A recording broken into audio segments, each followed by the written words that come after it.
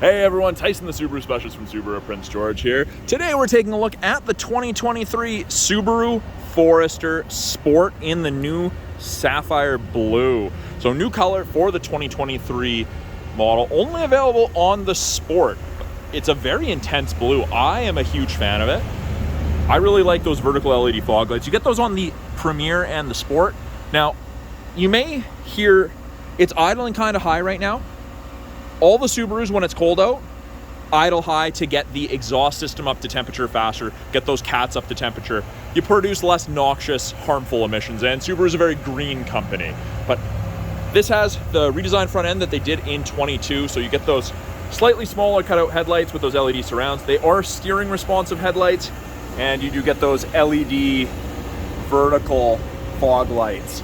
The Sport has those orange highlights all around the bottom of the car. And I really like the orange and blue combo. I've always been a huge fan of orange and blue. It's one of my favorite color combos. And if you look at all the big hit movie posters, especially Marvel, orange and blue, that's the color scheme. It's an attractive color scheme. Now the Sport, you get the 18-inch gloss black wheels. They're actually the same wheels as the Limited, just dipped black or painted black, however you'd like to say. You get integrated turn signals into your mirrors. You get your orange highlight along the bottom of the car. And you get orange on the tie-down points on the roof racks. So yes, these are designed, that's what you can tie through to secure load to the roof if you get crossbars for a Thule or a kayak carrier or whatnot. Yeah, I really like it.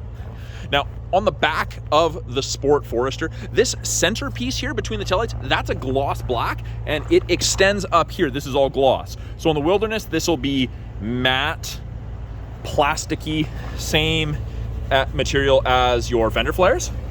On the Sport, it's gloss. Everything else is typically body color there, but I think it's a really sharp look. Of course, you get your orange cutout around the exhaust, and it goes on the other side. Sport badge. And then you get your circular backup sensors that will actually apply the brakes if you think you're going to hit something in reverse between speeds of 1 and 15 kilometers an hour. But I really like it. It's almost like a two-tone rear end with the top being black and the bottom being blue. I like it. I understand color's personal preference. Power liftgate you can activate from the door, the driver's seat, or the key fob. Can't do the key fob while the vehicle's running. Right here, we have the ability to close it, lock and close it, or you can pull down manually. With them being electric struts, you can't wreck anything. It's not like the old ones where they're motor driven with a push rod, so that's very handy. Lots of room in the back of a Forester. It's a big, square, boxy rear end. That's kind of what they're known for, being able to pack a lot of stuff. We do have an LED cargo light up top here in the door. It is set to door, so it will shut off when you close the door, or you can just turn it off. We do also have this, I guess I'm gonna call it a coat hanger hook if you're changing at a wedding or something and close out of the back. But get the cargo tray. It's got a little bit of a lip, help contain spills and whatnot. Do also have an LED light right here. We've got, they call them grocery bag hooks. They hold up to 6 pounds, and if you're hanging something, it would kind of be in the way. So again, I would probably use that similar situation to this as a coat hook, or if I'm changing and I need to hang something. Grocery bag hooks on both sides. You got 4 of them. You hook the loops of your grocery bags over it, and it stops them from tumbling around when you take a corner. 12-volt outlet for any charging needs. Underneath the cargo tray, we have a false floor. You've got storage, and then underneath this, you have your temporary spare tire. And you can actually fit your privacy cover underneath here. So you have it with you when you don't, and you can remove it easily when you don't need it. And now these seats are tiltable, and they do also fold flat. All you have to do is that, and there you go. You've expanded your storage significantly. But yeah, tons of storage in here. I've seen table and chair sets moved with Foresters. It's crazy. As we move to the second row, the backs of these seats are carpeted. If you can get an accessory that's the same material as your cargo tray to help protect it, the Wilderness kind of has a built-in seat back protector, but a little bit different. Now you'll notice this seat sits a little further back. It's because you can recline them. You just pull and it goes back to normal. There you go. But great headroom, great legroom in the second row of the Forester. There's tons of room. Taller people fit without issue. In the Sport, you of course get Sport Cloth, which is a gray dark two-tone with the leather bolstering and the orange contrast stitching. Orange has always been the theme in kind of the sporty Foresters or Cross Treks. In the center console here, we have vents to heat up or cool down the second row more effectively. You also get them underneath both front seats facing backwards, but this helps improve that. 2 USB ports for any charging. 3 individual pockets on the backs of both seats for storage. Got bottle holders.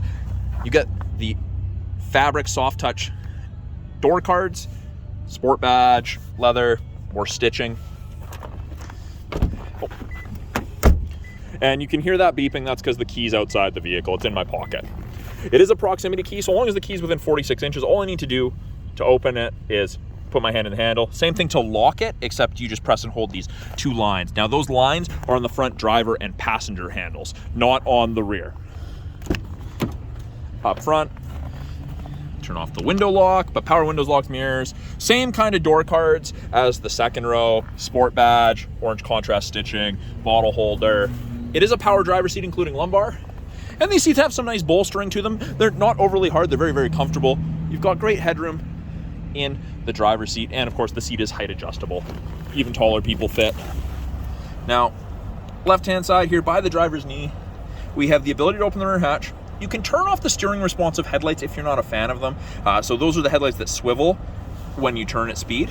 You can set it so the tailgate only opens X percentage. Perfect if you park in a garage and the hatch being open all the way is going to contact the roof or the motor for the garage door. This scroll wheel controls the brightness of the gauges, so that's as dark as it goes, and then it gets really, really bright. We have the ability to deactivate traction control, deactivate the start-stop, and blind spot detection. So, blind spot detection, there's little black screens, and I know it's kind of hard to see because they fogged up, but when I turn it on, it illuminates like so when someone's in your blind spot on the corresponding side. So it is a great aid. It doesn't eliminate shoulder checking. It takes a little bit to get used to it, but once you know it's there and know to look for it, it's pretty darn cool. Steering wheel is tilt and telescopic. Very, very nice feature. They've changed this a little bit, the color scheme. So this is now orange.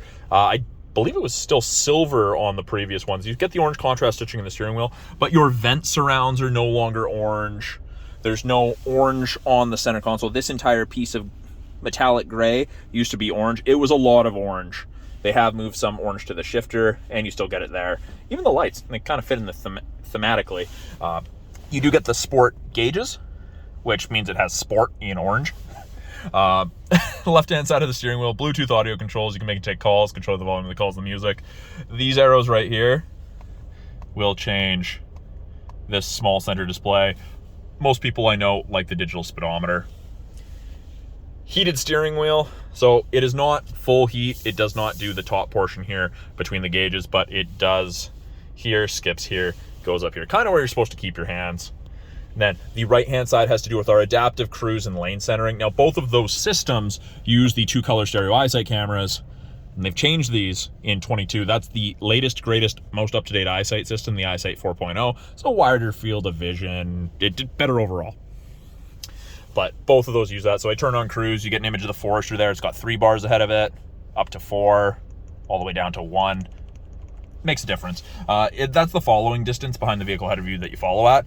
4 bars at 100 kilometers an hour is approximately a follow distance of 150 to 180 feet. So up here in the north, great. If you need to tailgate someone as you're getting closer to a major center, go down to 1 or 2. It's whatever you're comfortable with. And then turn on lane centering there. That little steering wheel image shows up and the gray lines illuminate on either side. If the cameras can see the road lines, it'll illuminate white. And if you get too close, it'll give you gentle steering input. Easy to overpower if you had to. It's not a replacement for you. It's not going to rip the wheel out of your hand, but it's pretty slick. Way less fatigued at the end of a long day of driving if you're using that. 2 different drive modes, Intelligent and Sport Sharp. So Sport Sharp is exclusive to the Sport Forester and the Wilderness Forester. So it defaults to Intelligent. Down by the P for Park in the bottom left there, it says I for Intelligent. Sport Sharp. You can see that's a rather aggressive line. That's Intelligent. Blue line, that's your torque curve. So you're going to sit at a higher RPM. You're going to accelerate faster. You're going to use a little bit more fuel. But overall, very cool system. It makes a pretty big difference. Now, to kind of go along with that, you do have downshift paddles and upshift paddles. So you can manually select your own gears should you want. I used it all the time in my Crosstrek to downshift going down big hills. I'm not riding my brakes as much. I really liked it. Made a difference. If I can get extra life out of my brakes, I will. Little information screen up here. I can change with the info button on the left-hand side of the steering wheel, which is right here. Every time I press it, it's going to give me a different screen, depending what you want to look at. I personally like the water temp, oil temp one here. You can change those widgets around if you want. That's just in settings, but very, very easy to do. And there's a couple options. It's also where our climate control displays. So it ranges from 30 on the high side all the way down to 15, freezing to tropical, depending what you want. Easy to sync it back to just driver controlled. Every time I press the mode button, it changes where the airflow is being directed, and it shows you with little arrows. And I will point that out coming up here. Below that, we've got our 8-inch infotainment. I'm actually going to close this panoramic sunroof. It is a manual shade, but if you open the glass, it'll drag this with it. Easy to do. But there we go, that's much better. So it is touch. We have physical controls down here should you want, but you have access to Apple CarPlay, Android Auto, the My Subaru app. It won't work right now because we haven't registered the vehicle as sold to anyone yet. Yeah, connection issue, no subscription. Radio, and then you have your physical home button, or you've got the touchscreen home button. It's also our backup camera as soon as you put it in reverse. Backup camera pops up, shows you the top of the bumper there so you have something to relate to. Rear assist braking, parking sensors are on. You can clean the backup camera with this. You just twist and hold this back towards you, but because this one's going to be going home with a new owner, I'm not going to do that and run washer fluid down the back. Make a mess. I'm not going to do that. Lots of my other Forester videos do have that, and I actually think I do have a video about the Forester from 2019 when I got a redesign doing that, so you can check that out. CD player, still something we offer. You may notice in the video there's a little bit of extra sheen here. We have left the plastic on the radio screen at the request of the customer. They want to peel it themselves. Something they like to do on all of their new vehicles, which I totally understand. Down here, we've got our climate control adjustments. We've got driver side temp, passenger side temp, fan strength. This turns on your heated side mirrors, back window, you can see the lines there, and the area of the windshield where your wipers sit. The windshield wiper de-icer is tied into that. It is amazing. Mode will change where the airflow is being directed. So every time I press mode, it's going to change the little arrow on the person there. Below that, we do have a little media storage area. It is kind of hard to see in there right now. I don't have a great light. There's a little blue illumination light. You've got 2 USBs, an auxiliary port, and a 12-volt outlet for any charging needs. Right now I'm in drive. That's manual mode. And you can tell you're in manual mode because it tells you what gear you're in. It says first gear. And if I hit the right paddle, it'll shift up to second. It won't let you start in 4th or 5th. It's smarter than that. Down here, parking brake. Pull up to turn it on, foot on the brake, push down to turn it off. We have heated seats, high and low, for both the driver and passenger. And with the cloth interior, it's great. It really heats these seats up. Now, it's not just the bottom, it's also the back. Great. I even use mine in the summer. X mode. So X mode is like 4x4 low in a pickup. It's Subaru's equivalent. There's no 2-stage transfer case or anything like that. You have to be going under 20 kilometers an hour. Twist to the left, and I get snow and dirt X mode. The off-road screen comes up. What it does, it changes your throttle response, your CVT transmission gearing, locks the all-wheel drive 50-50, and makes the brake-actuated limited slip work more aggressively. As I turn to the right, it also deactivates traction control. Notice there's a little orange light right there. But it allows for excess wheel spin to chew you out of deep snow, mud, sand, whatnot. If you exceed 40 kilometers an hour, it does shut off. So you can't wreck anything. Same thing, if you're driving down the road and someone does this, it's just gonna go beep beep. Nothing bad's going to happen. It's just gonna say, I can't do that, which is great. A built-in fail-safe, or safety, I should say. Up top here, we have our lane sway assist, where it starts beeping at you if you start crossing lines without signaling. This is something that I turn off in the winter on most test drives, and I recommend most people turn it off. Because, one, beeping's annoying, but on a day like today, where you can't really see road lines, if there's a stretch where snow is cleared, it doesn't have to be a line, but a stretch of road that's clear, sometimes it can interpret small stretches of missing snow as a road line and beep at you, and it just gets annoying. This is automatic emergency braking, so the cameras can tell if you're closing a gap between you and a pedestrian, you and a vehicle too quickly. It'll try to stop you from hitting them. It's pretty great. Saves you 10% on your basic insurance here in BC. We've got our LED map lights, pretty bright. And then we have our SOS and roadside. That's part of the 3-year trial to the connected services you get with most new Subarus. You also get access to the My Subaru app. Now, you'll notice there's this blue light. What that's saying is your headlights are on. Off? On. So the idea behind this is at dawn or dusk, when you can't necessarily tell if your headlights are on, you just quick glance up, you can tell. I know you also have indicators there, but you know, redundancy, it doubles up. Now we've got the switch for door or off. When it's set to door, if you open a door, the lights come on. If it's off and you open a door, nothing happens. We have sunglass storage, taco holder, and then on both visors, we have card holders and vanity mirror with light, and we have a visor extender, which is great. Though when it sun's directly beside you, shining in the window. So that is a quick look at the 2023 Subaru Forester Sport in that new Sapphire Blue. I'm Tyson, the Subaru specialist from Subaru Prince George. If you guys have any questions about this vehicle, any of the vehicles in our lineup, any of the tech, or you have questions about anything that I've showed in the video but may not have gone into in depth, please let me know. I'm more than happy to answer any questions you guys may have. And if you have any ideas for videos, please post them down in the comments as well. I'm always looking for new videos to make for you guys. Thanks for watching. We'll talk soon.